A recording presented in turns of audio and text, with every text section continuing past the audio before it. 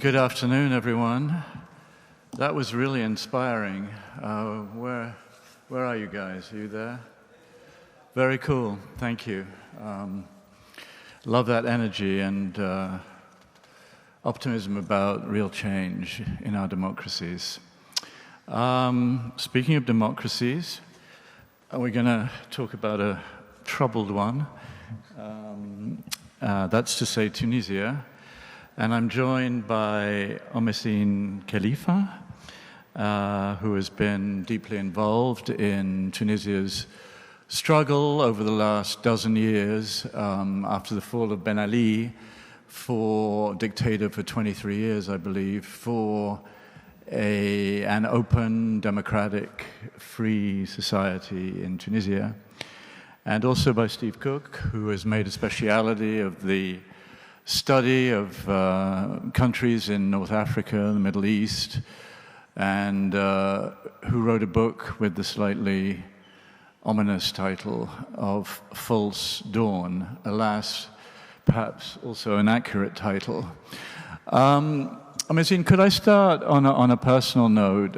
If you were to characterize these last dozen years, which have been a roller coaster, Tunisia, after the Arab Spring, really was the country that seemed to be making the most progress. The compromises by the Islamic Party, Ennahda, the ability to find compromise in general, the establishment of a democratic system. I mean, I remember I was in Tunisia in 2010, in Sidi Bouzid, where, of course, Mohamed Bouazizi had self-immolated.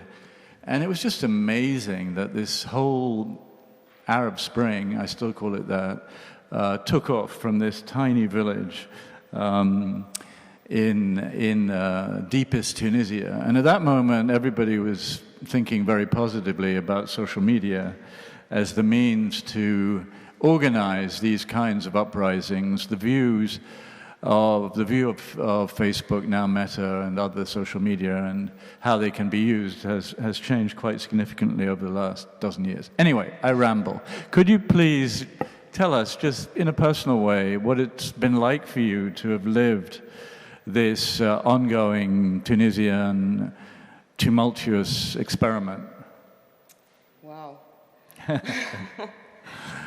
So it was both a lot of hope and a lot of fear. I was part of the revolution, as many diaspora youth. We took part in digital, let's say, counter-attacking the terrorists. We were accused to be terrorists, but counter-attacking the regime's propaganda, saying that youth were terrorists. We also protested in the streets. I was living in France then, so I was very protected compared to Tunisian youth who were killed, just demanding jobs, freedom, and dignity. And actually, I want to challenge the word Arab Spring, and every time I was able to speak about it, I was asking, please, for God's sake, it was never a spring for us. Spring is about prosperity, it's about beautiful flowers and renaissance. But when you demand jobs, freedom, and dignity, and you get shot by the police, we know where we're coming from. It was a struggle. But wasn't there a hope, however briefly, of a spring? I mean, in Tahrir Square in Tunisia, you could feel it. There was this positive energy. There was this demand, finally, for agency, a demand for the end of the nepotism and these frozen regimes. And it did feel like a spring. I mean, however briefly, did it not? For whom? Because when as I started by saying, there was a lot of hope and a lot of fear. And I think at some point, it was a lot of fear that prevailed. Because we knew where we're coming from. I mean, look, just a few days ago, another young man committed suicide. And he is also a street vendor. And the police also took his tool, like he was selling fruits and vegetables. And just a few days ago that happened. 12 years later, the youth situation it tells you everything, actually. Nothing changed for the youth who started the revolution. Nothing changed for the marginalized neighborhoods and areas. So I think we were never able to celebrate the revolution.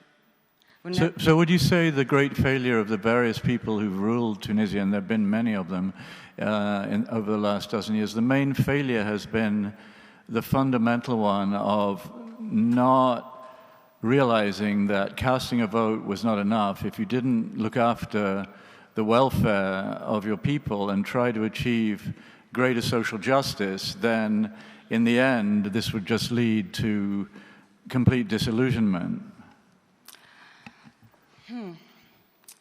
So look, I think there were a lot of challenges indeed, and casting a ballot was not enough. I think there was a very quick change during the first months of 2011. The movement started as people marching peacefully. But then political parties who are part of the opposition and for years opposing the dictatorship of Ben Ali took over and used these peaceful protests to start a round table with the ex-regime and decide what needed to happen. And at that point, at that moment, the conversation stopped with the street movements were excluded from the conversation, and they were never back to be involved in the decision-making. So the biggest, I think, challenge was for politicians, the new politicians, who were actually old and had a lot of trust from the public because they were opposing the dictatorship, to establish the first foundation of trust. But that didn't happen. So a lot of people didn't go to vote, even if there was a lot of excitement. Still, people went to vote, but not all of them. I was listening to people in the streets in the first free and fair election in 2011, because I ran for these elections for parliament in the Tunis district. And they were telling us, I'm not going to vote. I'm not going to vote because all politicians are corrupt. And I said, but I'm going to be I'm a new politician. What do you think about me getting in there? And I was part of the revolution, and I'm young, and I'm a woman. He said, oh, yeah, maybe I'll vote for you. And I asked, did you register to vote? And no, they didn't register to vote. So the minimum was not made, but actually we had only 8 months as well to organize these elections. So I'm not saying it was easy to do so.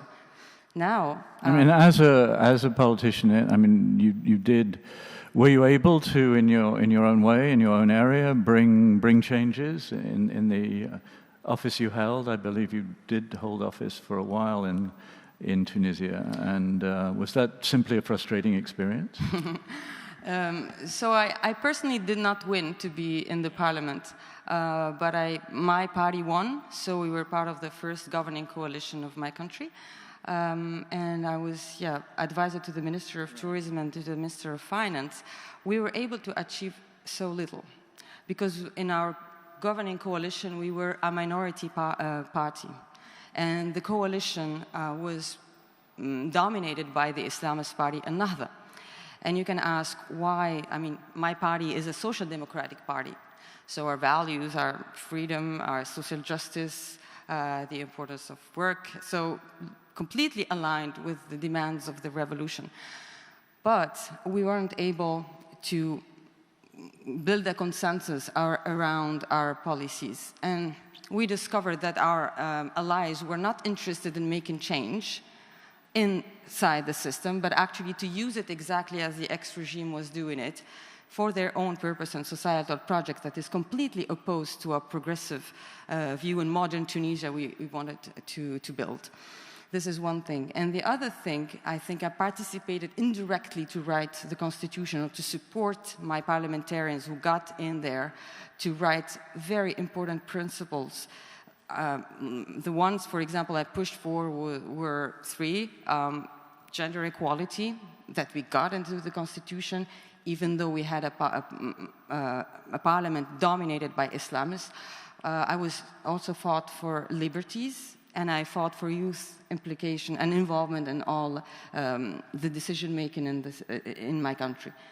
The Constitution of 2014 was the baby of all of us who participated, and we are so proud. But a few months ago, actually 25th of July, President Kais Saied decided that we needed to have a referendum and to wipe out this constitution, and he had like a little committee draft a new system, a new political regime, and he removed all the locks we put to avoid having a dictator coming back. And so you can imagine. I think he's fast on the road to becoming one, right? And on that, I'll turn to you, Steve. I mean, is Tunisia returning to where it started with Ben Ali? Are we moving back to some form of quasi-dictatorship? And maybe you'd also address the issue of how important for the Middle East Ennahda's willingness as the Islamic Party at various times to apparently at least make some compromises. Is that, how important potentially is that development? Thanks, Roger. It's first, let me just say what a great pleasure it is to be here, especially in this beautiful setting and with someone as experienced in Tunisia as Omezzine and with you, Roger, who's covered all of this.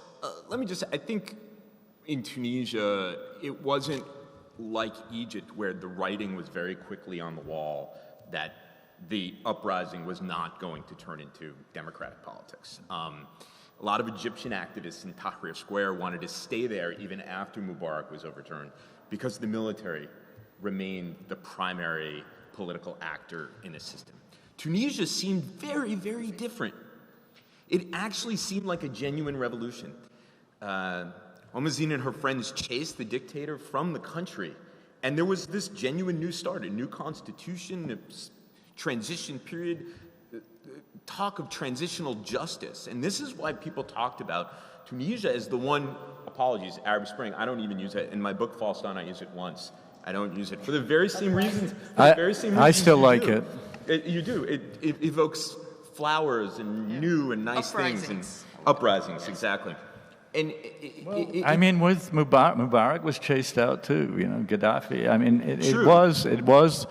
What is spring? It's a beginning of something, right? It doesn't necessarily mean the summer is going to be beautiful, but it is the beginning of something. Not our narrative. Well, it's someone else's narrative. That's true. It was something that was coined in a phrase that was coined in the United States. In any event, it did. These are things that made Tunisia seem different, but at the same time, there were obstacles, and those obstacles were the tough identity politics, institutions of the state that were unresponsive, and a political system that could not deliver for the people.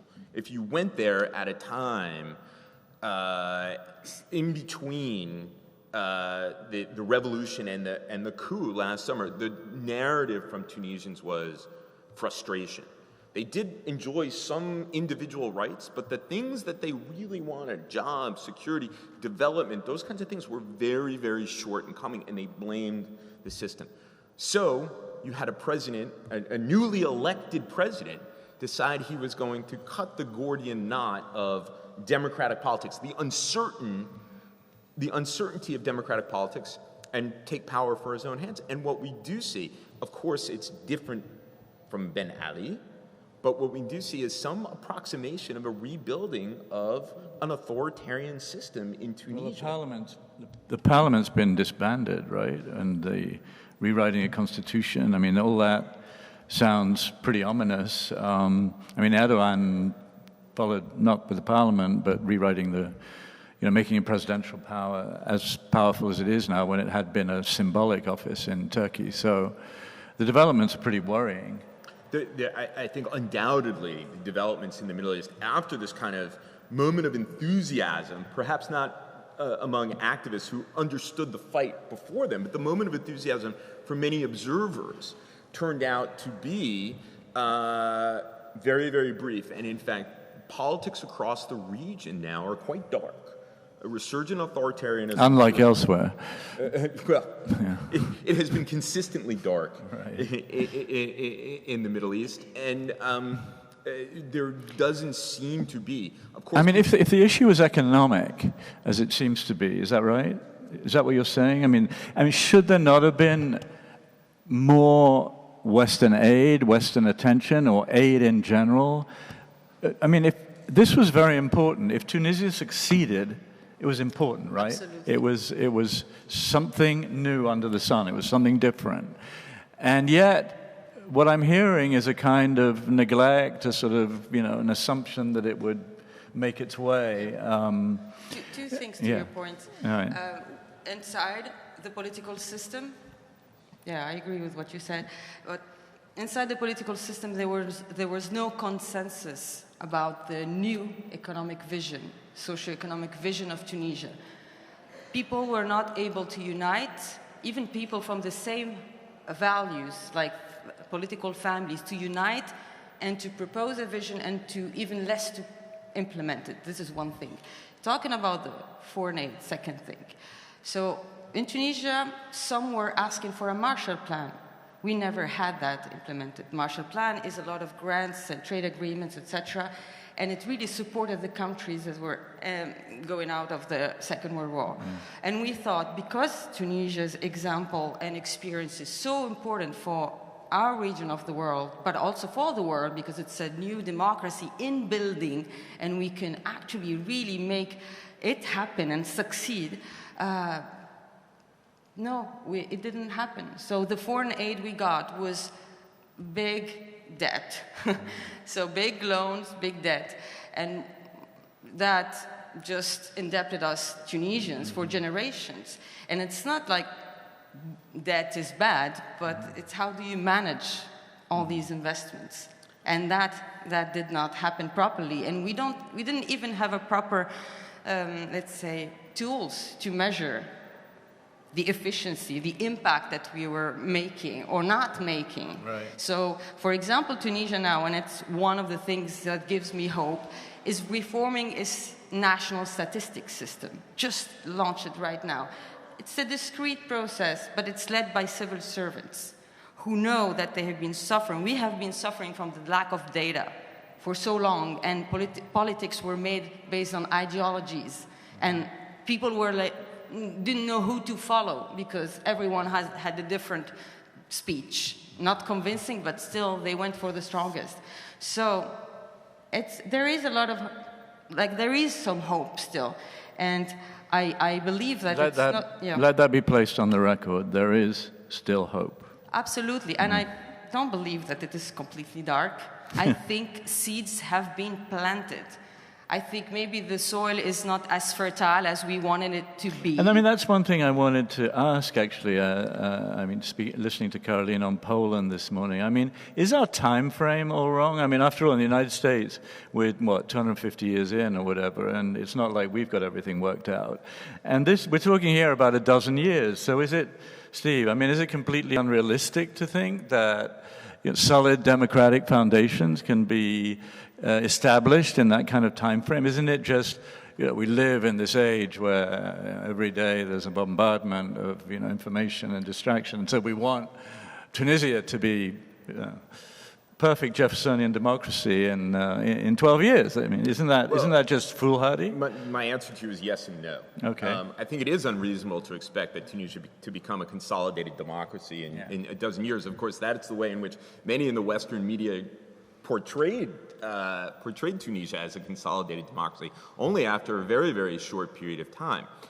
Why I think it's darker than perhaps Omezzine does. And I do agree. I think that there are some important differences in terms of the discourse among activists and people seeking to live in more open and democratic societies. But what we saw, particularly in the countries that experienced uprising, was that the defenders of the old order and the defenders of authoritarian institutions and those who had the means of coercion were able to prevail relatively quickly. Not so much in Tunisia, because Tunisia did have some progress. Now much of that is being rolled back. So at that level, when you look at the countries of the region, those institutions, those very coercive institutions, remained largely intact through these uprisings and their aftermath. Mm-hmm. And those defenders of those regimes remained largely. And money was pouring in from Saudi, from Qatar, from all over the place, from all these systems and that felt threatened, this is what we got in the end. I don't think there was as much counter money coming in, let's say. I mean, lot there of was a states. huge investment from these societies in making sure that the democratic experiment went nowhere. That's undoubtedly the case, that regional countries were using the uprisings to engage in a proxy conflict. You had the Turks and the Qataris supporting certain groups, the Saudis and the Emiratis, other groups. Yet, as we all know, outside influence cannot necessarily be decisive.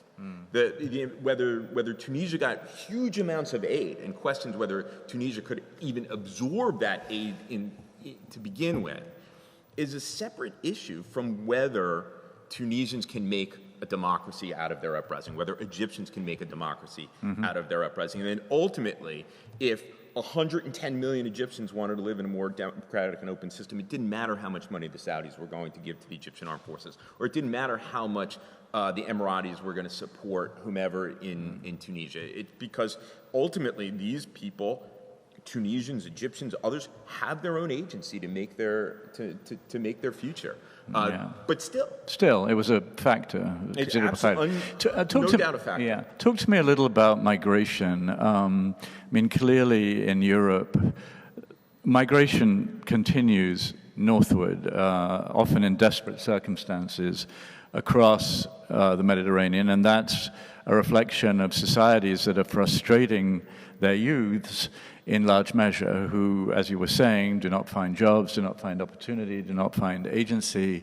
I think we've had something like 17,000 deaths or more as a result of this migration in the Mediterranean in the last few years. That's an appalling number. I was recently in Algeria, and I went on President Macron's visit and stayed on a couple of days. They don't like journalists in Algeria. They won't give you a visa for more than 5 days. So I had 2 days after Macron left to poke around a little bit, being followed by the secret police. And the few kids I was able to speak to, they would just say, "Monsieur, ici, il n'y a rien. Ici, il n'y a rien. There is nothing here. There is nothing here." I mean, one couple said to me, "If you say you can get us out of here, we're not even going home. We're coming right with you, right now, without anything. It's that bad." So how do you see that issue, and how do we escape that sort of downward spiral? I think we completely failed in Tunisia to address the issues that youth suffer from.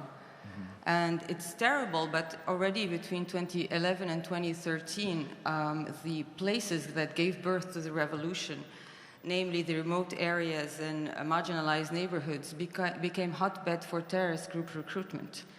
And it shows a lot about when democracy doesn't deliver and we don't listen to the grievances of the people. It's very sad and actually becomes dangerous, a threat to national security. The issue is that the dictatorship has always seen youth as a threat to the regime because they have the creativity, they have the energy, they have the vision of the modern world that we want to see. And this, unfortunately, did not change after that.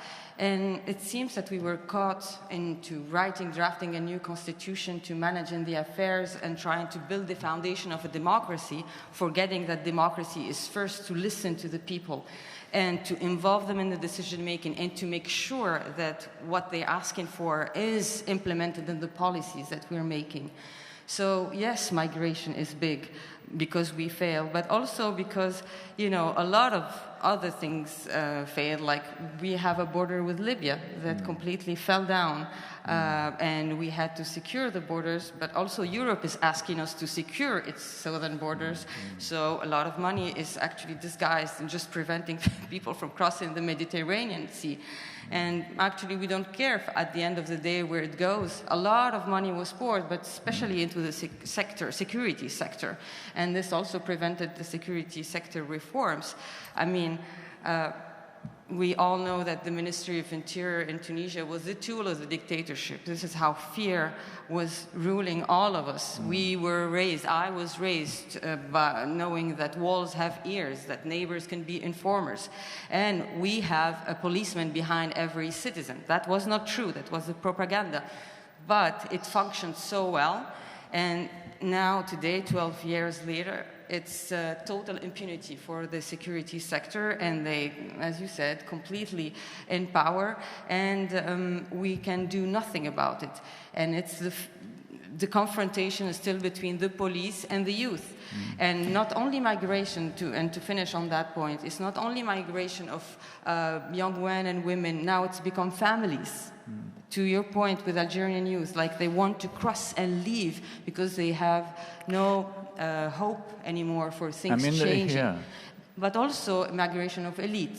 And Europe opens its door for doctors, for engineers, etc., educated in Tunisia because they recognize how high-level education is, is so good that they want them to come come and fill the gaps of doctors and engineers. Yeah, the denial of possibility in Algeria is extraordinary. I mean, here this summer there's been this extraordinary surge in tourism post-COVID. I mean, every hotel is full and people are flooding into Greece. Well, it's basically the same sea. Algeria has 1,500 kilometers of Mediterranean coastline. It has no tourists, none, not one. Well, maybe 10, I don't know. But essentially, I didn't walk along the entire coast and check. But basically, it has no tourist industry because Algeria does not want any prying eyes. And how many of Algeria's youth could find jobs, you know, if that, for example, there's only one example, was opened up. So it's really a terrible, terrible situation. I mean, Tunisia is in a better shape, way better in my view anyway, than Algeria. But maybe we could talk a moment about gender equality. And I mean, how did Anada play that?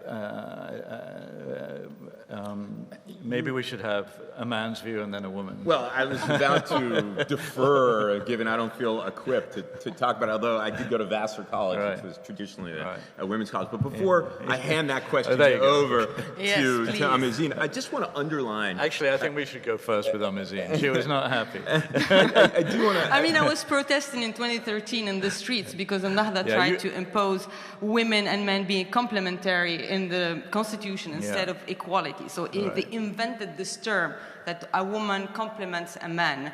And like, what is happening?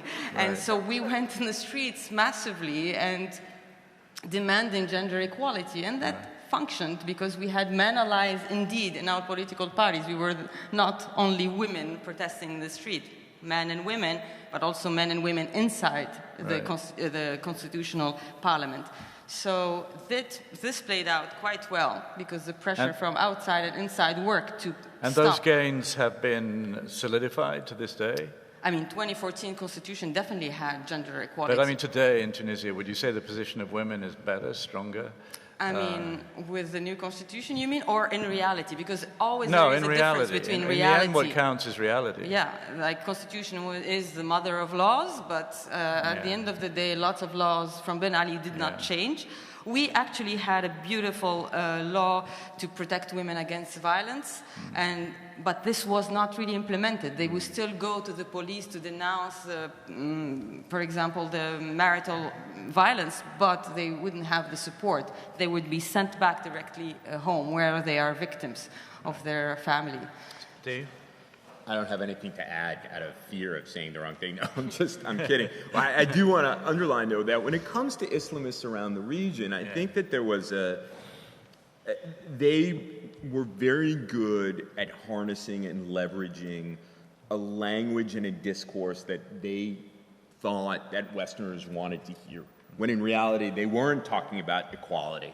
They were masking that. And I think that that's something that many, many people missed in the kind of, as I said, the moment of enthusiasm after the uprisings and the belief that Islamist movements could be movements of reform and democracy, which they clearly could not. I think we're about done. I mean, we could take one question if, Farah. or two. Farah and then the woman behind it in white there. Farah Nayeri, I write for the New York Times, and I'm originally from Iran. Turkey and Tunisia were held up as sort of examples of Muslim countries or countries in the Islamic world that were kind of models in a way many years ago. Turkey, as Ece was explaining, is no longer an example. And Tunisia, however, Tunisia to me, a woman from Iran, still looks pretty good because a woman dressed like you and like me, wandering around as we are doing freely here in Athens, you know what would happen to us currently or at any time in the last 43 years in Iran. So I don't want to wave my flag too much, but I do want to get a little bit of perspective from you on how you feel, because to me, the women of Tunisia and even Tunisia looks like a privileged system, because Iran is not really a democracy. So thank you very much, Farah. So are you doing relatively okay? Let me start by saying that all my heart goes to free women and men in Iran and complete solidarity, women, life, freedom.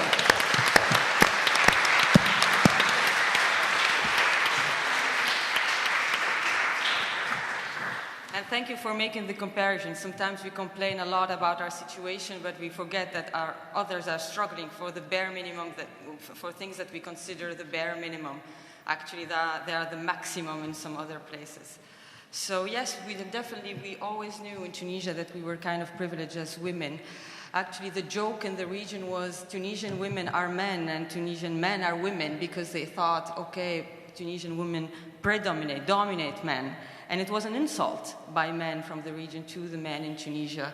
Just to tell you how much it's engraved in the popular knowledge and common sense in the region.